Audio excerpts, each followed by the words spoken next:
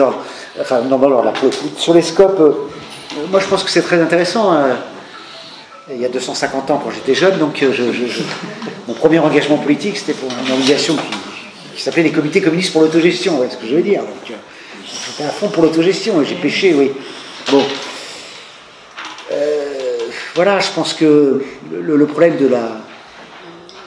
du projet socialiste, autogestionnaire, etc., même si le mot autogestion n'était pas utilisé au 19e, donc, pas utilisé par Marx, mais peu importe, l'idée était là. L'idée des travailleurs associés,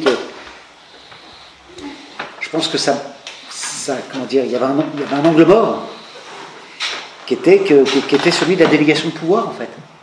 Voilà, dans n'importe quelle structure complexe, il y a besoin de délégation de pouvoir. Dans n'importe quelle assoce, donc je suis sûr, dans votre assoce, là, il doit y avoir un bureau, je sais pas quoi. Le pouvoir, c'est pas mal en soi. Si on n'est pas libéral, ni libertaire, si on considère que le tout n'est pas réductible au jeu des partis, il y a besoin de prendre en charge le tout. Voilà. Et ça vaut à l'échelle d'une entreprise.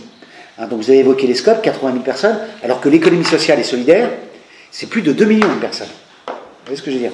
Mais l'essentiel de l'économie sociale et solidaire, c'est dans des associations dans lesquelles il y a des dirigeants, dans lesquelles il y a un CA, etc. Voilà. Et comment dire, ce que j'essaie de soutenir, c'est que moi, par exemple, je travaille pas dans une entreprise capitaliste, je travaille à l'université, mais dans une grosse université. Enfin, peu importe qu'elle soit grosse ou petite, d'ailleurs, elles sont toutes grosses. Et je vous assure qu'il y a besoin de directeurs de département. Il y a besoin de présidence d'université. Il y en a besoin. Voilà, parce qu'il y a besoin de prendre en charge plein de trucs. Voilà. Puis moi, on me ferait un pont en or pour être président de l'université, de la prestigieuse université de Paris.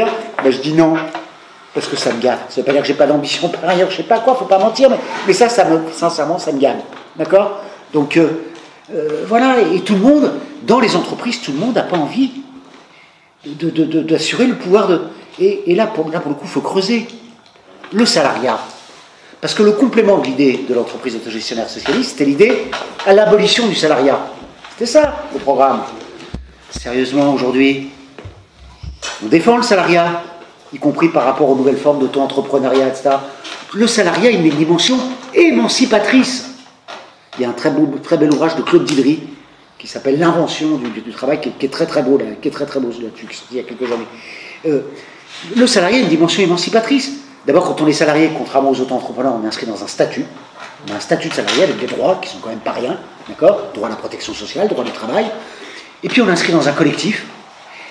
Et puis, si je puis dire, c'est Gauchet qui s'est rendu, il dit, mais on est déchargé, on n'a pas à se prendre la tête sur la vie de l'entreprise, etc. C'est quand même pas rien, quoi. Mais oui.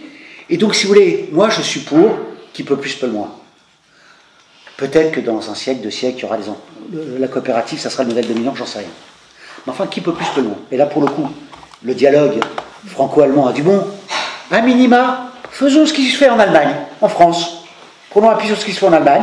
En Allemagne, dans les entreprises de plus de 2000 salariés, les travailleurs ont la moitié des voix au conseil de surveillance. D'accord? Le conseil de surveillance, c'est lui qui donne le directoire, la direction de l'entreprise. Et ça change tout. D'accord? En Allemagne, on respecte les travailleurs. Ça n'a pas évité les fameuses lois de régression. Je ne vous dis pas que l'Allemagne, c'est le paradis. Je vous dis, dans les grandes entreprises allemandes sont gérées sur un mode différent. Et ça serait un immense progrès, y compris en termes de respect pour les travailleurs, pour la France. Ça suffira pas, on est d'accord? Les faits sont là. Comment? Les faits sont là. Les faits sont là, quoi? En Allemagne? Les lois, c'est les lois. Les lois Artsekat, ça n'a rien à voir avec la gestion des entreprises allemandes. C'est le gouvernement qui a décidé de faire des cures d'austérité. Et alors? Mais là, je vous parle du fonctionnement des entreprises. On ne peut pas déplacer les pions. Ils ont appliqué. Mais c'est pas une question de... Ouais. On a fait 50% de salariés dans les serres. Ils sont appliqués. Ça, vous ne mettez pas en cause le fonctionnement des entreprises, ces lois. Et par ailleurs, je m'étonne fort. C'est quelqu'un que je respecte beaucoup, qui entre parenthèses, pour toute hypothèse sur l'état social.